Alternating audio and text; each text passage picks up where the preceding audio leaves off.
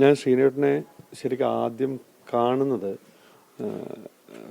ഒരുപാട് വർഷങ്ങൾക്ക് മുമ്പ് സംവത്സരങ്ങൾ എന്നൊരു സിനിമയുണ്ടായിരുന്നു. സത്യൻ എന്നൊരു സംവിധായകൻ ചെയ്ത ഒരു പടം. എൻ്റെ ഒരു ഫ്രണ്ട് ഒക്കെ ആയിരുന്നു ആ പടത്തിൻ്റെ പ്രൊഡ്യൂസർ. ദാറ്റ് വാസ് 85-86 ആ സമയത്തായിരുന്നു. അതൊരു വലിയ ഭയങ്കര ഓംപുരി അഭിനയിച്ച ആദ്യത്തെ മലയാള സിനിമയാണ്. പടം റിലീസായില്ല. ആ സിനിമയുടെ സമയത്ത് അന്നത്തെ ആ സിനിമയിൽ ശ്രീനേട്ടൻ, രാജൻ പി ദേവ്, ജഗദീഷ്, ഓംപുരി തുടങ്ങിയ ഒരു വലിയ താരനിര, മുരളിച്ചേട്ടൻ അടക്കമുള്ള ഒരു വലിയ താരനിര അന്നത്തെ കാലത്ത് തുടക്കക്കാരായിട്ടുള്ള ആൾക്കാരുണ്ട്. ആ സിനിമയുടെ ഭാഗമായിട്ട് കുറേ ദിവസങ്ങളോട് എനിക്കുണ്ടായിട്ടുണ്ട്. അന്ന് ഞാൻ ശ്രീനേട്ടനെ പരിചയപ്പെടും. ശ്രീനേട്ടൻ തുടങ്ങുന്നത് ഭയങ്കര ഓടിപ്പിടിച്ച് ഒരുപാട് സിനിമകൾ ചെയ്യുന്ന ഒരു ശ്രീനിവാസനാണ് ഞാൻ അന്ന് കണ്ടിട്ടുള്ളത്. അത് കഴിഞ്ഞ് കാലം കുറേ കഴിഞ്ഞതിന് ശേഷം പിന്നീട് ശ്രീനേട്ടനോടൊപ്പം വടക്കുനോക്കിയന്ത്രം എന്നൊരു സിനിമയുടെ ഭാഗമായിട്ട് നിൽക്കാൻ കഴിഞ്ഞിട്ടുണ്ട്. അന്ന് ശ്രീനേട്ടനായിട്ട് കുറേ കൂടുതൽ സംസാരിക്കാൻ പറ്റിയിട്ടുണ്ട്. കുറേ കാലങ്ങൾക്ക് ശേഷം ഒഴിമുറി ചെയ്യുന്നതിന് തൊട്ട് മുമ്പ് ശ്രീനേട്ടനും ഞാനും കൂടി ഒരു സിനിമയെക്കുറിച്ച് ഞങ്ങൾ ആലോചിക്കുകയും ചെയ്തിരുന്നു എന്നുള്ളതാണ്.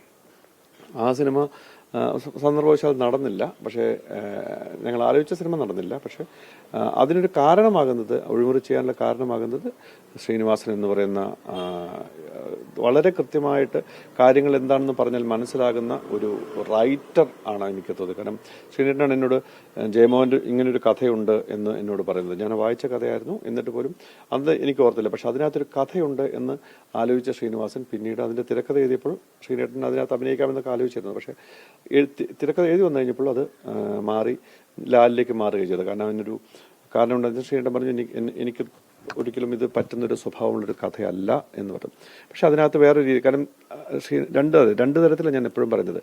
ശ്രീനിവാസൻ എന്ന് പറയുന്ന വ്യക്തി കാണുന്ന കാഴ്ചയിലൂടെ എഴുതാൻ മറ്റൊരാൾക്ക് ഒരു കാരണവശാലും സാധ്യമല്ല എന്നുള്ള. കാരണം ശ്രീനിവാസൻ എന്ന എഴുത്തുകാരൻ കണ്ടിട്ടുള്ള അല്ലെങ്കിൽ അനുഭവിച്ചിട്ടുള്ള ജീവിതത്തിൽ നിന്നും പോകുന്ന ഓരോ കഥകളും അദ്ദേഹത്തിന് മാത്രം എഴുതുകാനും അദ്ദേഹത്തിന് മാത്രം പറഞ്ഞു ഫലിപ്പിക്കാനും പറ്റുന്ന ഒരു കാര്യമുണ്ടെന്ന് ഞാൻ അന്ന് തിരിച്ചറിഞ്ഞ ഒരു കാര്യമാണ്. കാരണം ശ്രീനേട്ടൻ്റെ കാരണം അന്ന് ഒരുപാട് കഥകൾ ശ്രീനേട്ടൻ നമ്മളോട് പറഞ്ഞിട്ടുണ്ടായിരുന്നു. ആ കഥകളൊന്നും തന്നെ പിന്നീട് കാലത്ത് കഥ പറയുമ്പോൾ ഒരു എക്സ്റ്റൻഷൻ പോലത്തെ ഒരു കഥ ഞങ്ങൾ ആലോചിച്ചിരുന്നു. അത് പിന്നീട് വേറൊരു രീതിയിൽ സരോജ് കുമാർ എന്നുള്ള രീതിയിലേക്കുള്ള സിനിമമായി മാറുന്നുണ്ട്. അപ്പം ശ്രീനിവാസന് പറഞ്ഞാൽ മാത്രം പറ്റുന്ന തരത്തിലേക്കുള്ള കഥകൾ എഴുതുക എന്ന് പറയുന്നത് അത് തിരിച്ചറിയുന്ന ഒരു പറ്റം സംവിധായകർ നമുക്ക് ഉണ്ടായിട്ടുണ്ടല്ലോ. സത്യേട്ടനെ പോലെ, കമൽ സാറിനെ പോലെ, പ്രിയദർശനെ പോലെ, സിബി സാറിനെ പോലെയുള്ള സംവിധായകരെ നമുക്ക് ഉണ്ടായിട്ടുണ്ട്. അപ്പോൾ അതൊക്കെ ചെയ്തു വന്നപ്പോഴും ശ്രീനിവാസൻ എന്നൊരു വ്യക്തി ഉണ്ടാക്കിയിട്ടുള്ള ചലച്ചിത്രങ്ങൾ മലയാളി ഉള്ളിടത്തോളം കാലം, ലോകമുള്ളിടത്തോളം കാലം, ഈ മണ്ണിൽ ചവിട്ടി നടക്കുന്ന മനുഷ്യനുള്ളിടത്തോളം കാലം നിലനിൽക്കുമെന്ന് എനിക്ക് തോന്നിയിട്ടുണ്ട്. കാരണം എന്താണെന്ന് വെച്ച് കഴിഞ്ഞാൽ 80കളുടെ തുടക്കത്തിൽ എഴുതിയിട്ടുള്ള പല സിനിമകളുടെയും ഡയലോഗുകൾ ഇന്ന് പുതിയ ജെൻസി പിള്ളേരുടെ ട്രോളുകൾ ഉണ്ടാക്കാൻ ഉപയോഗിക്കുന്ന വാചകങ്ങളാണ്.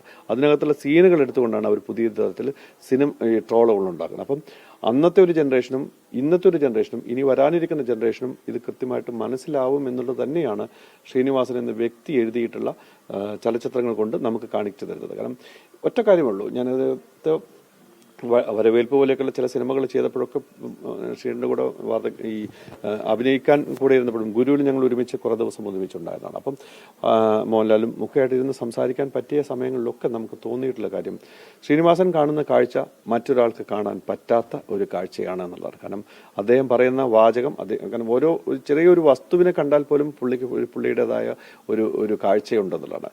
ഞാൻ അതിനകത്ത് ഏറ്റവും രസം തോന്നിയ ഒരു കാര്യമുണ്ട് എന്ന് വെച്ചാൽ വടക്കുനോക്കിയന്ത്രം ചെയ്യുന്ന സമയത്ത് ഈ അതിനകത്തൊരു പട്ടാളക്കാരൊരു വണ്ടി ഉണ്ടാക്കാൻ വേണ്ടി കൊണ്ടുവന്ന വണ്ടിയെ നമ്മുടെ നാട്ടിലെ ഈ കൊപ്രയടിക്കാൻ കൊള്ളുന്ന വണ്ടി എന്ന് പറഞ്ഞുകൊണ്ട് മാറ്റി നിർത്തിയ സാധനത്തിനകത്തുനിന്ന് അതിനകത്ത് വേറൊരു കാഴ്ച ഉണ്ടാക്കാൻ ശ്രീനിവാസൻ എന്ന് പറയുന്നൊരു വ്യക്തിക്ക് കഴിഞ്ഞിരിക്കണം.